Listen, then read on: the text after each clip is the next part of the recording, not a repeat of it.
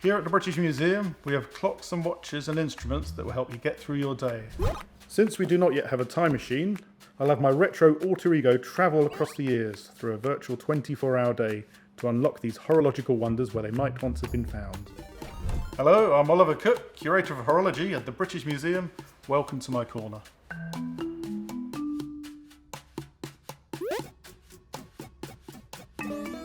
Now, how would you rather wake up? To a flash of gunpowder or to a cup of tea? Let's look at the gunpowder option first.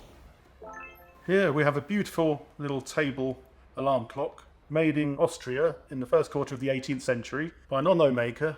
The clock isn't signed, so how do we know it was made in Austria? Well, there are other similar examples that exist that were signed. It's beautifully engraved all over. Around the sides we have cavalrymen fighting, and then on top here we have Britannia.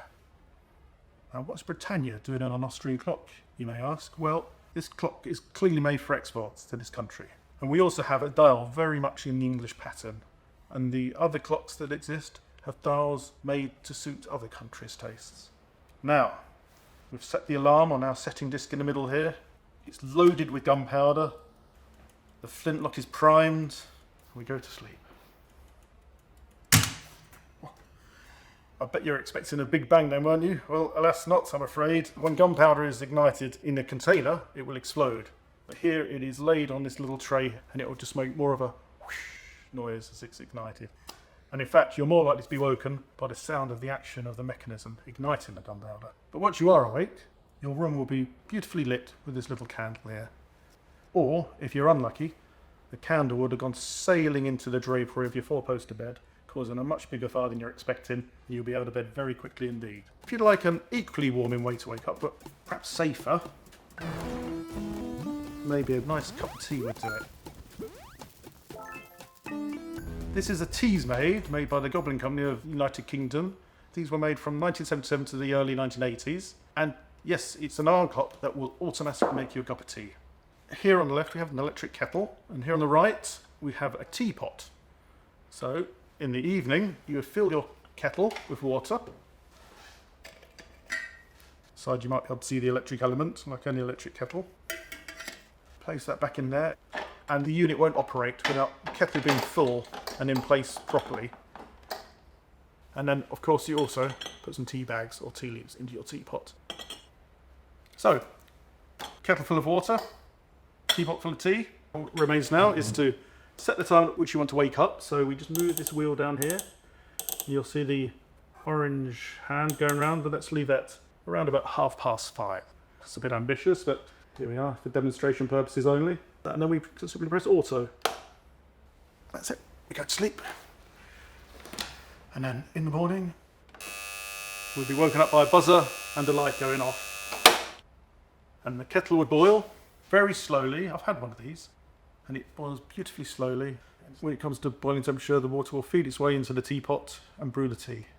And that's a much more pleasant way to start the day than the risk of your bed being set on fire. Okay, so we've had a cup of tea, we're up and at it. Time to go to work. And on the way out the door, you might grab your watch.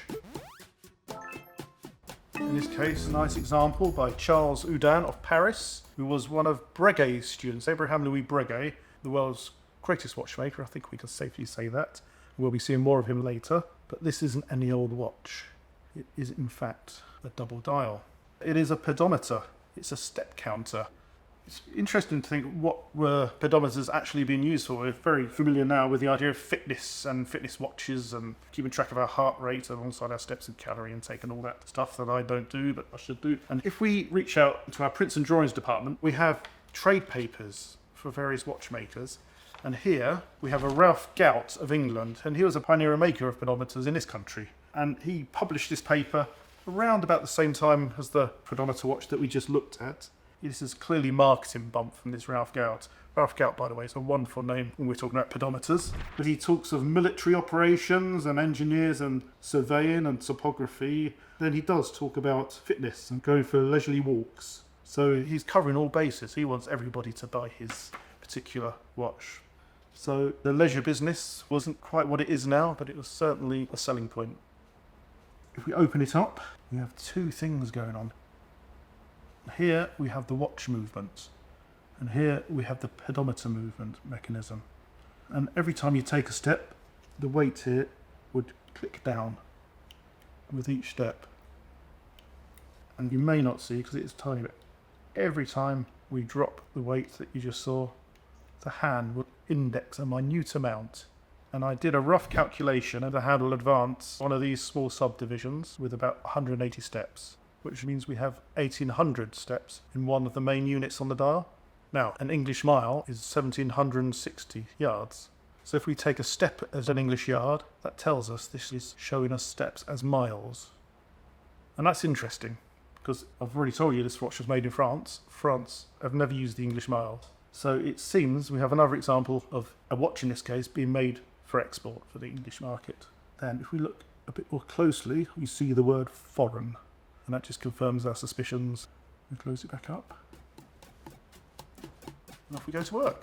So, we finally made it to work, in my case, the British Museum. So it's time to clock in.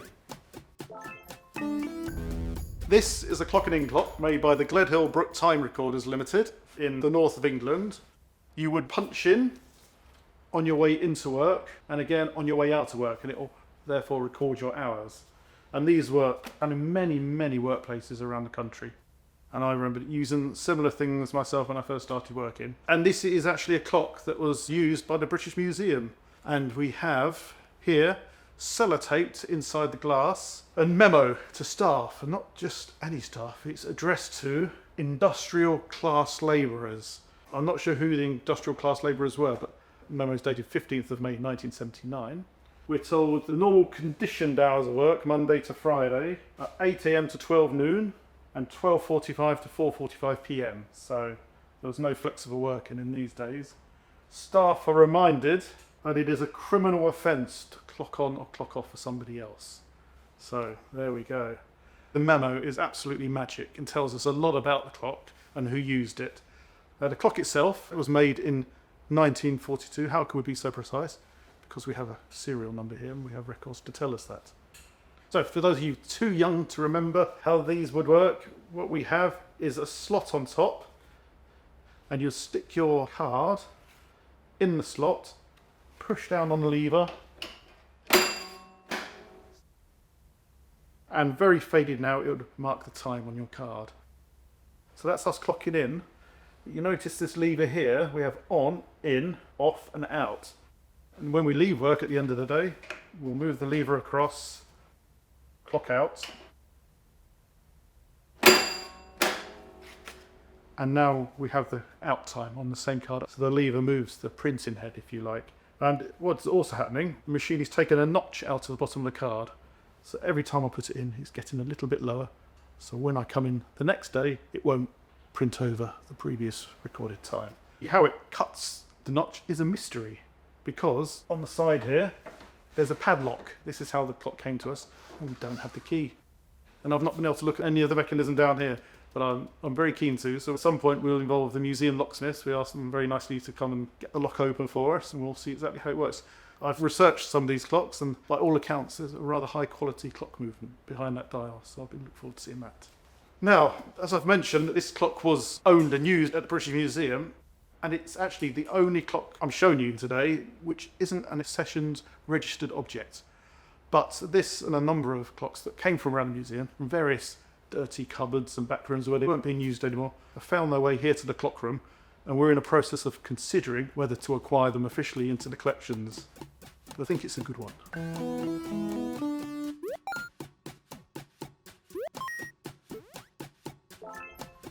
Right, we've clocked in, we've done a hard morning's work. It's 20 to 11, it must be lunchtime.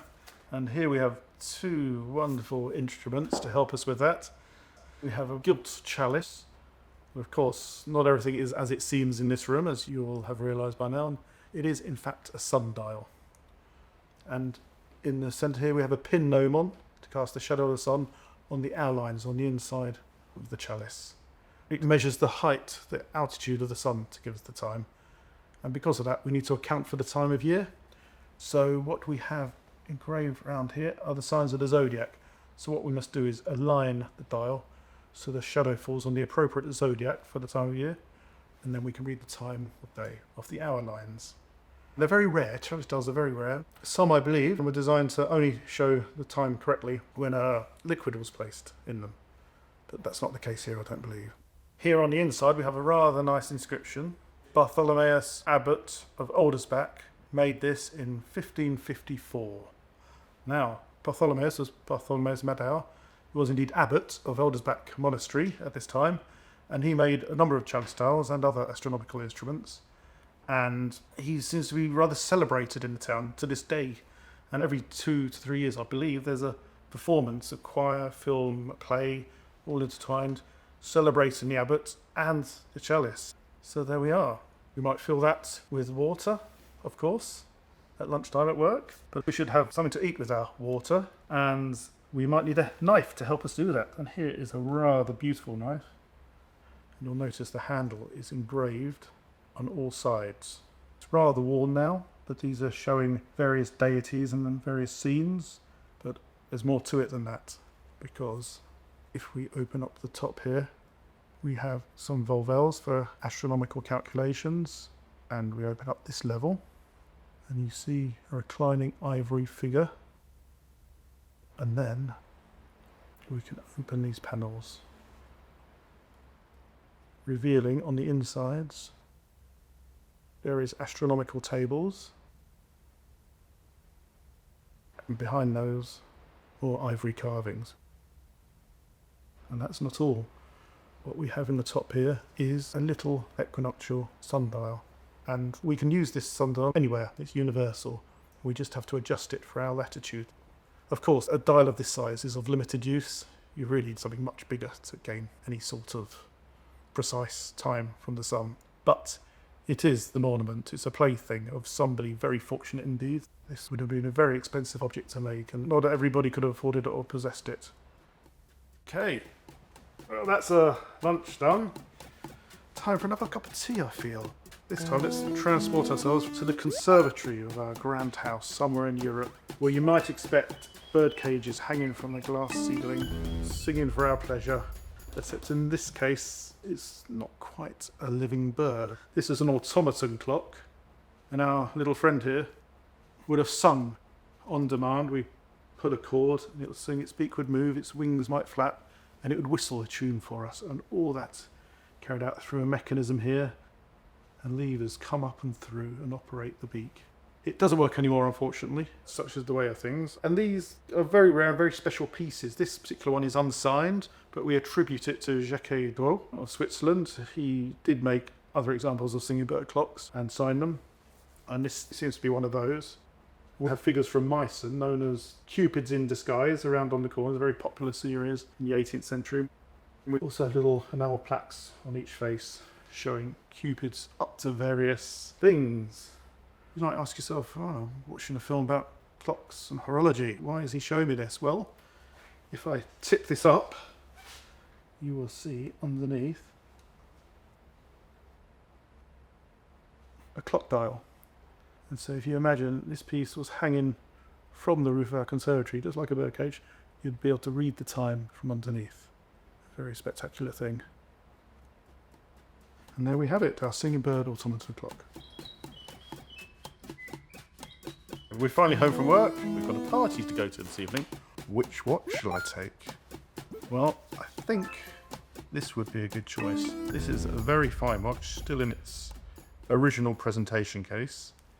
And here you have a beautiful gold watch made by Abraham-Louis Breguet, who we came across earlier, who was, well, the finest watchmaker there ever has been.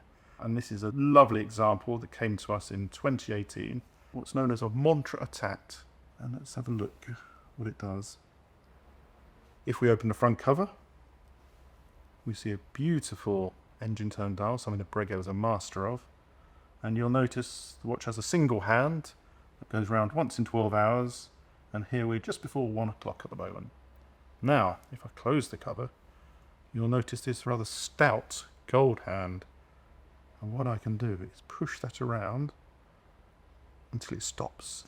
And then I can see that it's now showing the same time as the hand inside, just before 1.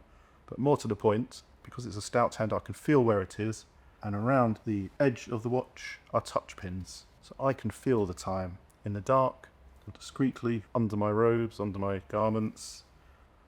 Now, how does it do that? You'll see inside this mechanism here and a little pull here that as you push the hand around, will stop on the hand within. So why do I think this might be a good watch for a party? Well, it very much depends on the source party. It could well be one of those parties that are a little bit dry. You never know quite who you might find yourself speaking to. Maybe somebody who just goes on a bit too much about clocks and watches and things, and you might just feel the need to reach and fill the time discreetly and know when to make a quick getaway. So we've managed to get away from our conversation and we found a quiet corner at the party to have a game of chess, and obviously it's rather rude to be playing chess for too long at a party, so a clock like this might be used for a chess clock or a chess timer. Chess timers were invented in the late 19th century, and some of the first to be made were made by Fattorini and Sons in the north of England. This is probably their second model, and it's a beautifully simple thing. It is actually 2 clocks, and when you've finished your go, simply turn the seesaw, and the opponent's clock will start ticking. And they'll have a think, they'll play their move, and when they're finished, they'll push their side out, and my clock will start ticking, and so on. It's a wonderfully elegant device. The base is in very heavy cast iron to stop it all moving about too much. What we also notice on the dial, we have New Haven Clock Company written there, and it seems that the movement was actually imported from the USA. This clock was made at a time where the traditional English-British clockmaking was very much on the decline, and we were able to buy in movements very, very cheaply from all the way across the Atlantic, and that's what we're seeing here. So, turning our attention to the board, this game reminds me of one I played about 8 years ago. Anyway, knight to e5.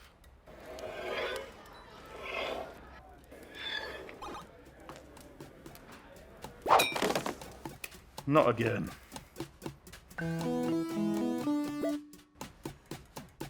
Okay, the host has invited their guests to leave. They got the hint when they saw people sneaking off and playing chess. And it just so happens the host themselves had a Breguet watch and clock. Let us turn to the words of Abraham-Louis Breguet himself in a letter to his son dated 26th of June 1795. I have great pleasure, my friend, in telling you that I have made a very important invention, but about which you must be very discreet, even about the idea. I have invented a means of setting a watch to time and regulating it without anyone having to do it. The most coarsely made watch, provided it doesn't stop, will serve its owner as if he had a garde-temps. This is how it works. You have to have a second clock, or marine, arranged to receive the watch. The cost of this addition is a day's work for a workman, and the same for the watch. Then, every night on going to bed, you put the watch into the clock. In the morning, or 1 hour later, it will be exactly to time with the clock. It is not even necessary to open the watch. There will be nothing visible externally to show where it has been touched. I expect from this the greatest promotion of our fame and fortune. Now, this really tells us a lot about Breguet and his business and his approach to things. He was a great innovator, a great horologist, but he was also a great showman, particularly in his clocks. So as we heard, our host of our party has dragged himself up the stairs, and just before going to bed, he'll take his watch and put it in the top of this clock here. Go to bed, and when he wakes up in the morning, the watch will be set to the time of the clock, and it may also have been wound, and in some cases may have been regulated by the clock.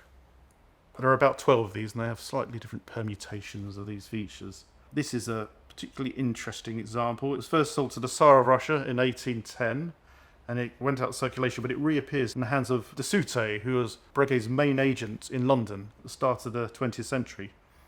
And he actually set about rebuilding this clock. You can see the finish isn't great. If you were to look at other examples, you'll see that they're generally very fine indeed. And this is thought to have been damaged in the Russian Revolution. When de Sautet got the clock, he didn't have the watch at all, and he began to remake a watch to fit the clock. None of it was ever quite finished. But had he have finished, the watch would have been signed Breguet, and it would have been sold as a Breguet watch had it have passed muster, which it would have done in de Sautet's hands. So the clock itself is incomplete, but what remains is very special because it has a constant force escapement, which means that the controller gets a little push for every beat, and it's a way of having a very precise spring-driven clock. But also, This clock has a tourbillon escapement. The whole escapement carriage moves around as the clock runs, which is generally more useful in a watch, which is moving about on your wrist, because it negates positional error. Not so useful in a clock, but this is Breguet showboating, and indeed, the whole deal here is showboating. He tells us in his letter, if you had a Gartom's, one of his good watches, this would keep as good time as that. It's not necessarily better. You don't need this to have good timekeeping in a watch, but it's something to show off, something to say you've got. And it's an extremely impressive piece. So we have finally made it through our day. Let's look at one more object to finish off, which could be used at any time of day. Beautiful portable instrument in its original wooden case, and this allows us to find the time in a number of ways. It is French. On the reverse here we have some text which says Ligne de foi, French for line of faith or line of trust. It is otherwise unsigned. We don't know who made the instrument. So first of all, it is a sundial. We can find the time from the direction of the sun, its path east to west in the sky. So we flip up the gnomon. The gnomon is angled for 49 degrees latitude, which is about Paris, so that fits in with our French theme. So to use it as a sundial, we have a little compass here, and we need to orient it south so we can catch the shadow and read the hours off the hour numerals on the perimeter here. Now we can also use this instrument to find the time directly from the moon. We use this Volvelle in the middle here, and you'll notice in the aperture here, we can see the phases of the moon, and in this position we've got a wonderful smiling happy face for the full moon. The next scale in from the hours here is the age of the moon. It's the equivalent of the phase of the moon, but expressed numerically. So we could set the Volvelle to whatever the current state of the moon is, orient this north-south, and use the shadow of the moon on this inner set of hour numerals, and that will tell us the time. And of course this only really works when the moon's bright enough, a few days either side of the full moon. If the moon's not bright enough, we've got another way of finding the time, and that's from the stars. The reverse of this instrument is what we call a nocturnal. To do that, the first thing we do is set the date using these guides here, and we will hold this instrument up and find Polaris through the hole in the middle. There's a tiny hole in the middle, and when we've found Polaris, we'll move this pointer round to the pointer stars of the Big Dipper Ursa Major, and then we can take the instrument down and we can read the time off the hours here, and we can also feel the time. If you remember, it's dark, it's not necessarily easy to read, so the hours are each nice serrated point with the 12 on the long pointer here. So we have a very useful instrument. It won't necessarily be the most precise instrument due to the size of it, but a lovely little thing. And there we have it. We've made it through our day, and I invite you to visit the Clocks and Watches Gallery at the British Museum. They're rooms 38 and 39. And if you can't make it to the gallery, may I invite you to check out some of our past Curator's Corners on horology. We explain how a clock works, we take a clock apart and put it back together, we look at some night clocks, and we look at some curious clocks.